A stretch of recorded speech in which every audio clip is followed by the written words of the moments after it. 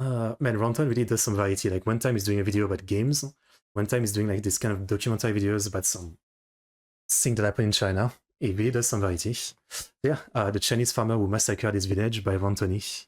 Ted Bundy, Jeffrey Dahmer, the Zodiac Killer, Special Officer Doofy, these prolific killers have become part That was a scary movie. of our popular culture. We make movies, TV shows and documentaries about them, not to mention all the true crime YouTube channels. Just Most yes. big stories have been chewed out and recycled a million times. You've seen it all. I was saving body parts. But I bet you haven't seen this one yet. That's right, I'm penetrating into a new market. Tony, true. I don't actually know much true crime from China. Like there's a channel that I watch sometime, Dark Asia with Megan, it's called, where she covers mostly like, obviously way lesser known in the West, case of like, you know, true crimes in Asia. So I've seen a few stuff from Chinese crime, but not too many. I don't really know. Okay, I actually shouldn't be laughing. This is a real story and it's absolutely insane. So strap in and...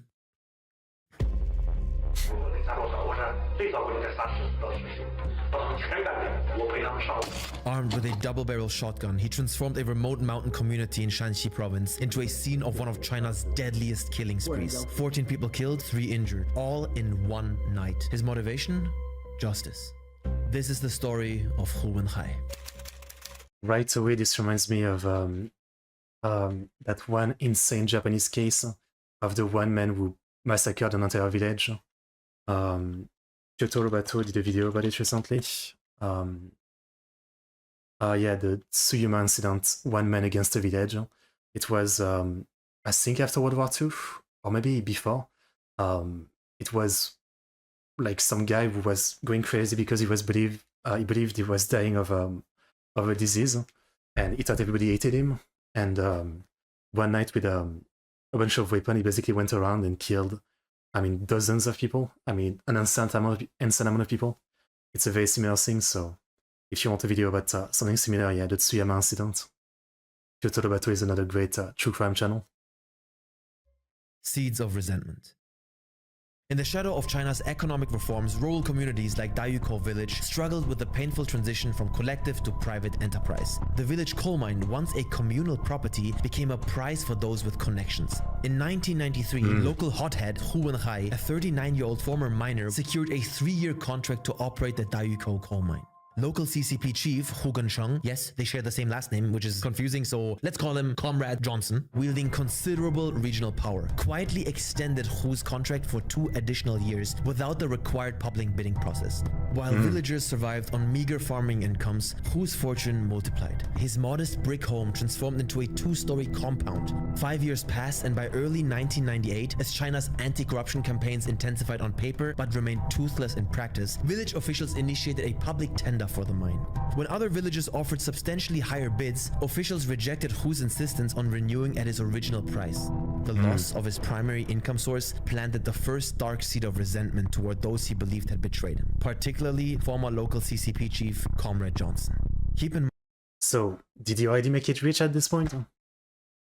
Oh, so was he just mad that he couldn't keep getting rich of everybody else? Mind that to this very day, the term Mei Laoban, literally coal boss, is still the ultimate word to describe a person with ridiculous amounts of wealth. So that is what's at stake here for our killer. From rags to riches, back to rags. Okay, back to rags. Water rights in rural China have triggered violence for centuries. In drought-prone Shanxi province, access to irrigation could mean the difference between survival and starvation, especially to a recent fall from grace, Hu Wenhai. On June 19th, 1999, Hu confronted 2 brothers, let's call them the Shovel Bros, over their diversion of water from his fields. Words escalated to shoves, then to weapons. As neighbors watched from a distance, too afraid to intervene, the Shovel Bros stuck Hu with an iron shovel, leaving him unconscious in a pool of blood among the dusty furrows. If it wasn't for Hu's father and brother who came for the rescue, he would have died that day.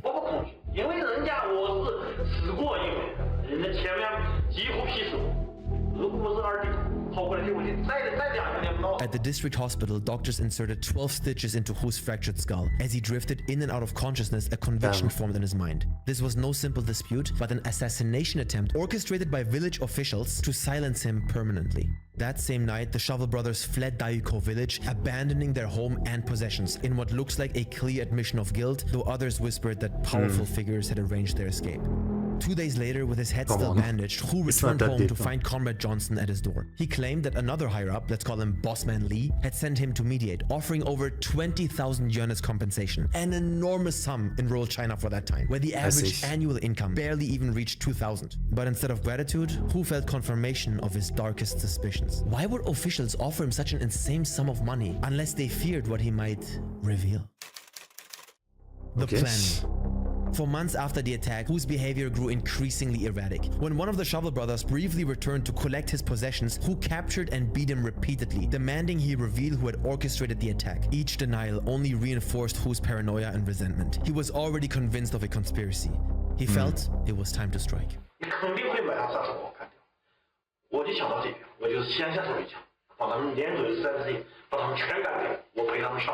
So it really became some kind of like I'm the main character syndrome kind of thing.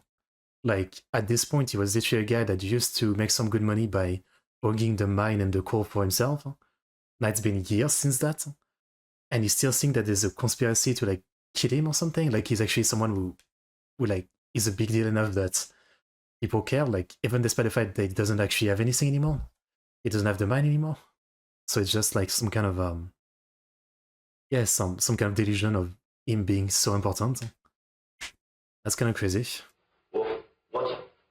In the surveillance system that permeates Chinese society, Hu Wenhai managed to operate in shadows. He purchased fake identification cards from underground networks, a serious crime in China's tightly controlled system. He acquired a fire axe from a forestry equipment supplier, telling them it was for clearing mountain land. And most ominously, Hu obtained 3.7 kilograms of explosives and 5 detonators from Liu Haiwang, a former mining colleague, and let's call him accomplice Howard. You should be happy, by the way, that I'm replacing all the names with Western names. I know most of y'all aren't Chinese and you would just get confused, okay? So be happy. In a country where possession...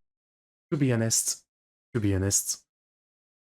he does it for the jokes, I get it, but I much prefer when the real names are being used. I think, like, even if I won't remember them easily, I think it's still better. Just saying. Of explosives typically carry extreme sentences from 3 years prison to the death penalty. This transaction alone demonstrated the depth of his determination.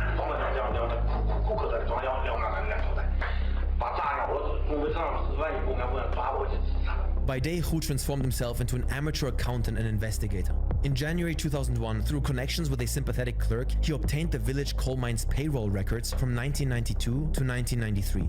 Through meticulous analysis, he concluded village officials had embezzled approximately 5 million yuan, enough to build a school, clinic, and proper roads for the entire community. As he revealed this web of corruption, he saw his suspicions confirmed yet again and realized that there might be a less bloody way to seek revenge. But petitioning against corruption follows very specific protocols in China's rigid bureaucracy. Wait, so was that true? Like, you know, did he believe that, or was that actually true? Hu collected signatures from 121 villagers, nearly every adult in Dayukou, and began a carefully documented campaign. For 8 grueling months, he traveled to government offices at township, district, city, and provincial levels, carrying thick binders of evidence. A pattern started to repeat with soul-crushing predictability. At each level, officials recorded his complaints, stamped his papers, and redirected him downwards to the very authorities he accused. We lack the funds for such an investigation. Wait, so he actually tried to do like the right process at first? Like expose them to the cops, to the government? I mean, not saying it's gonna justify what he's gonna do later, but interesting. So he had already like stockpiled the explosive and weapon, but he still first, for even like 8 months, tried to do things the right way. Okay. They told him. We have insufficient personnel. These matters are complicated. As his options narrowed and his hatred deepened, Hu started to think that those he was reporting were planning their own retaliation. Now I can't believe he would believe that, yeah. Yeah, now I'd be paranoid. In a system where whistleblowers often disappear into detention centers or psychiatric hospitals, his fear wasn't entirely irrational. Hu Wenhai, once an ordinary villager seeking justice, began plotting one of the deadliest massacres in modern Chinese history. The methodical planning that followed would shock even hardened investigators. Now, like, is he only gonna kill, like, you know, the people who have wronged him and, like, embezzled all the money and all that, or is it just gonna go random? That's the question. 自己想追求的目标，自己想达到的目的达不到的时候，那么他的性格心理就发生了裂变。October 26, 2011. Damn, so that took a long time. Like, this started like almost 15 years before, right? As dusk settled over Dayuko village, Hu set his plan in motion. The rural silence was broken only by dogs barking and the distant clanging of cooking pots as families prepared evening meals, unaware of the horror about to unfold. At 7 p.m, Hu enlisted Howard, the man who provided him the explosives from before, to lure the former village official Comrade Johnson to Hu's home under the pretense of resolving their long-standing disputes. In rural Chinese communities, such evening mediations are common practice, typically ending with a shared cigarette and mutual compromise. Not this time. Compromise was not on Hu's agenda. He had positioned his younger brother in an adjacent room. A silent witness and a compromise was not on Hu's agenda. He had positioned his younger brother in an Liu Aiwang in debt to Wenai accomplice. Yu Qingai, brother of Wenai, accomplice in the killings. So he didn't do this alone. That's even crazier. adjacent room, a silent witness and accomplice to what would follow. As Comrade Johnson crossed the threshold into Hu's dimly lit home, the atmosphere immediately shifted. Hu and Hai seized the official's belt and mobile phone, cutting off his connection to the outside world. With cold precision, he demanded Comrade Johnson write a confession, admitting to the embezzlement and orchestrating the shovel attack 2 years earlier. When Comrade Johnson refused, Hu escalated. Man, the shovel attack, I'm still not sure, like, was that actually orchestrated or was that just random? He forced the trembling Johnson to call the coal mine's accountant, claiming an urgent meeting was needed. In Chinese social hierarchy, refusing a superior summon is unthinkable, so he arrived within minutes. By 9:40 p.m., Hu's patience evaporated. There was still no confession. With Howard flanking him, he retrieved a double-barrel shotgun, marching the two officials outside toward the village outskirts, where a maze of abandoned mine shafts could swallow bodies without a trace. A distant wail of a police siren, likely unrelated, triggered a panic. The accountant, sensing his impending execution, made a desperate gambit. He pointed to his own forehead and challenged Hu. "You have the guts to shoot here?" What works in movies doesn't always in real life. This challenge to Hu's manhood proved fatal. Without hesitation, Hu fired directly into his face, the shotgun blast echoing across the village. Comrade Johnson seized the opportunity and lunged for the weapon, triggering Hu's prepared command. "Howard, chop him with the axe." Howard's fire axe struck Comrade Johnson twice, once in the head, once in the shoulder, before Hu fired a shotgun blast at his torso. Through sheer luck or just his body's state of shock, Comrade Johnson survived by playing dead among the splatter of his colleagues' remains. Hu then handed Howard 1,000 yuan, about 3 months' rural salary, who then disposed of the blood-soaked axe in a nearby apple orchard before disappearing into the darkness. Alright. By 10 p.m., armed with a shotgun and 50 to 60 rounds of ammunition, enough to eliminate a small village, Hu began a methodical procession of death through Dayuko's narrow alleys. In the countryside of China, where homes cluster closely with paper-thin walls, each shotgun blast would have echoed like thunder, yet no alarm was raised. His first target was the village bookkeeper. He knocked on the door. The bookkeeper's wife opened. Hu blasted around directly. Man, you know, I can relate to that to an extent. You know, I've always lived in more or less countryside. Right now it's not quite countryside, but still not that big of a city. But for a long time I was in the countryside. And, you know, very often, like there would be hunters, right? So you would hear shot through the forest pretty far away. You wouldn't really bat an eye. But sometimes it would be like some kids playing with, you know, like the small explosive, the, I don't know what they're called in English, I forget. Like small fireworks, basically, that make the sound of a gun. So there was many times where, like, you know, I'd be in my room or something with my window open because it's summer or something, be it at night, and I would hear like something that sounded very much like gunshots, but I would always just assume it was, you know, fireworks or just something, you know, because there's many things that can sound like gunshot, right? So, which is, again, like, it's just the kind of thing where, like, you live in a small village, so you would just not expect something like this, right? So when you think of mass shooting or something like that, you think of it in big cities. So you just kind of build this weird carelessness, you know. So just saying that, like, where I lived, if there was ever an actual, like, mass shooting of someone going through our house and shooting everybody, I mean, until someone starts screaming, I would not realize it. I would just think it's, like, hunter or, like, you know, fireworks, you know. It's kind of terrifying to think about, yeah. So where I live now, if I start hearing sound like that, yeah, I'd be a lot more worried. Though it could still be fireworks, which it's been many times. into her face without a word. Hearing her daughter's screams inside, he calmly reloaded and shot the young woman as well. Both died instantly. Collateral damage in Hu's vendetta. He then approached the Shovel brothers' home, the men who he wanted to kill for the last 2 years. He has mentally rehearsed this journey dozens of times. Finding the door locked, Hu smashed a window with his gun barrel and fired at a silhouette inside. The man fell moaning in pain. Hu fired again. The moaning fell silent. At the former mayor's small store, he fired 2 shots at the old man's head in his sleep, killing him instantly. He then turned his weapon on the wife, firing twice. In one hand, I could have said, like, it's still not justifiable, but if he only went after the people that he believed, because I still don't know if it's true, like, wronged him and wronged the money, you know, that would have been one thing. But the fact is just killing everybody, like, even the innocence, maybe everybody is innocent, I don't know, is insane. I mean, this is fucked up, all I can say.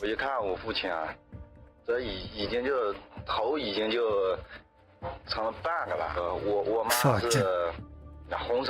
In an act of extraordinary defiance and bravery, the severely wounded old woman managed to dip her fingers in her own blood and scrawl on the wall before losing consciousness, her final testimony against the killer. The rampage continued at another innocent household, this time a complete nobody. The best guess people have in retrospect for the killing here is that they occupied a spot of Hu's farmland. So what did he do? A shotgun blast to the unsuspecting man's back. Then he killed the wife with 2 shots as she tried to escape. With clinical precision, he fired another shot at the head of the already downed man to ensure no witnesses remained. And if all of that wasn't enough, he then stopped by at one of his own relatives. A home that was a small gathering place where neighbors often shared evening tea. He murdered 4 people in rapid succession. The man of the house, the wife, and 2 random unlucky visitors whose only crime was being in the wrong place at the wrong time. And why on earth did Hu kill his own?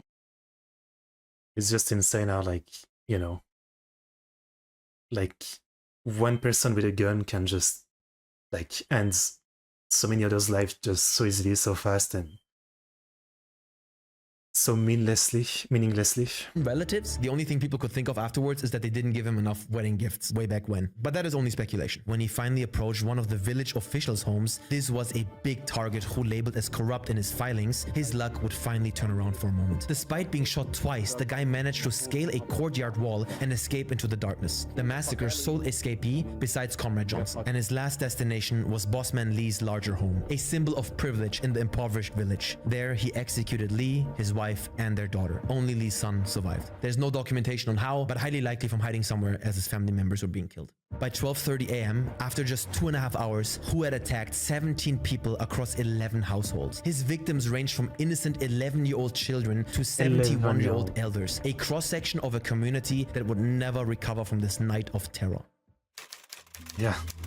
The escape. Around 1 a.m., Hu returned to his home where his accomplice brother waited anxiously. Sleep He asked, soundly "Did you again." get the Shovel Bros?" Revealing that even for his accomplices, this was about vengeance, not justice. Hu hid the shotgun in his blood-soaked shoes in a limestone cave behind his house. He changed into clean shoes his brother had prepared and pedaled away on a bicycle towards Taiyuan, the provincial capital some 30 kilometers away. Strapped to his body were the explosives and detonators he acquired before, not for further attacks, but to Minecraft himself in case he gets cornered and arrested. In China's justice system, his arrest is sure to mean execution. This final escape plan shows his clear-eyed assessment of his situation. This wasn't some crazed madman. This was long-planned, premeditated mass murder. Near Taiyuan, I mean, I'd still say he's a crazy madman. I don't know. Like, sure, he planned this stuff, but, like, it's not that deep. I don't know. Like, it's really not that deep of, or anything. You know, for a long time he waited with his shotgun, and eventually he just went and shot everybody. Then he has explosive and he's going to blow himself up. I mean, like, it's not that deep.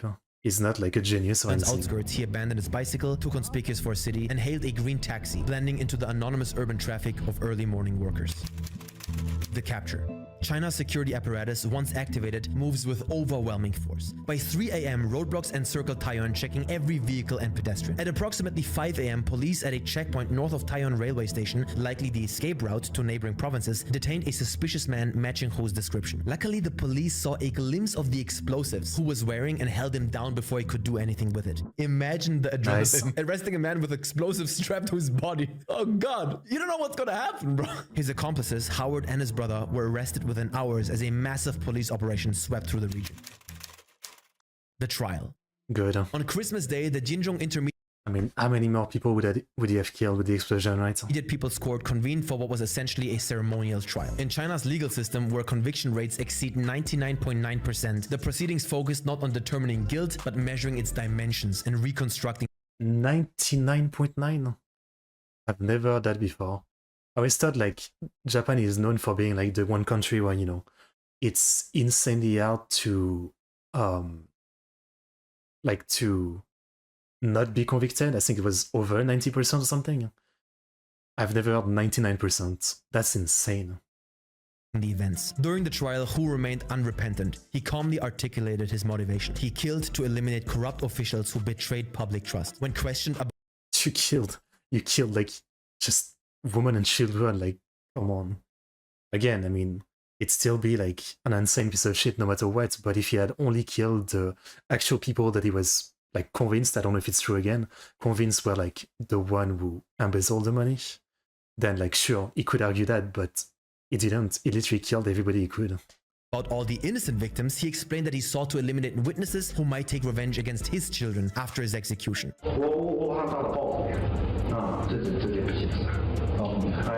Court records revealed the methodical nature of his preparation, the fake IDs for escape, explosives, the fire axe, and deliberately spending his money on gambling and prostitution to leave nothing behind. In his appeal, his defense tried to portray them. So he cares about like no one going to kill his children, but he's gonna waste all his money so they have nothing. What a piece of shit. As vigilantes who only resorted to violence after anti-corruption channels failed. Accomplice Howard, on the other hand, presented a dramatically different narrative in his appeal. He claimed he had only struck Comrade Johnson with the axe under Hu Wenhai's coercion, positioning himself as an unwilling accessory under duress. He insisted he was guilty only of attempted murder since the victim survived. The court dismissed the appeals. In its final ruling, the court concluded that all three defendants had committed intentional homicide. Hu and Howard were sentenced to death with permanent deprivation of political rights, while the brothers' cooperation earned them a life sentence. Every appeal was unanimously rejected and the original verdicts upheld as the final judgment. 走这条路是应该，杀能偿命嘛。家里面父母不能受罪，这对不起父母。Fuck off. 让儿子好好照顾女儿，其他让家老婆重找一个对象，过好那个后半生。 On January 25th, 2002, a mere month after the sentencing, at approximately 10:30 am, Hu and Howard were led to an Wait, am I confused about the timeline? Nice, he's saying 2002? Wait, didn't he talk about 2011 earlier? So I thought he'd like waited 10 years to take his revenge. Okay, I think I'm confused, yeah. an execution ground on the city's outskirts. In accordance with standard procedure, they would have been forced to kneel, then dispatched with a single pistol shot to the back of the head, China's preferred method for its estimated 10,000 annual executions at that time.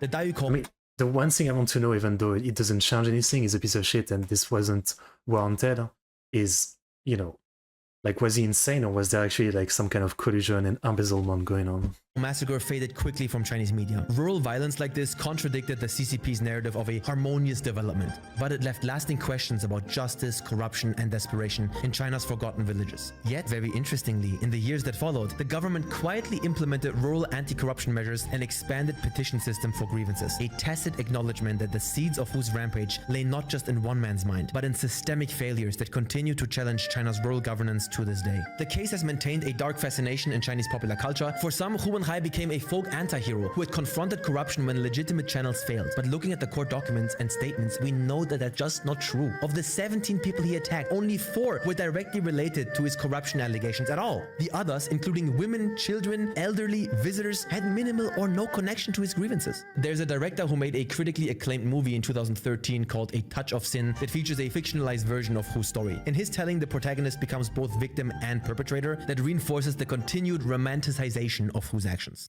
And that, ladies and gentlemen, concludes our true crime story for tonight. I really love doing these China deep dive lore videos. Yeah, this one is pretty brutal. Don't be violent. Thanks for watching and subscribe so you don't miss the next one. Peace. If you like this video, may I interest you in...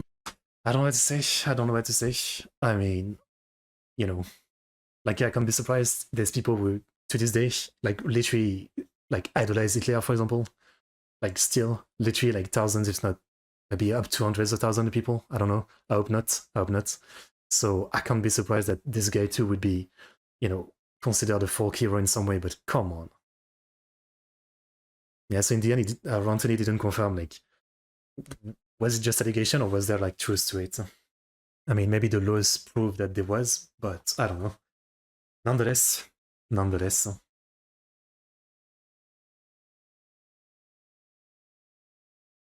I don't know what to say. I mean, just insane person does insane things. It's fucked up, it's sad, and rip to the victims that didn't deserve it. All I can say. This is messed up. Alright, well, that was depressing. Like right now, I'm not really in a phase of like true crime, you know. I have phase sometimes where like I watch a lot of you know. Oh, I was literally talking about this channel earlier, Dark Asia with Megan. Like channel like this, I sometimes catch up on all their videos, right? You know, true crime channels, but most of the time I don't really watch too much true crime because it does make me depressed. But sometimes I do have phase where like I watch a lot of videos like that. I don't know.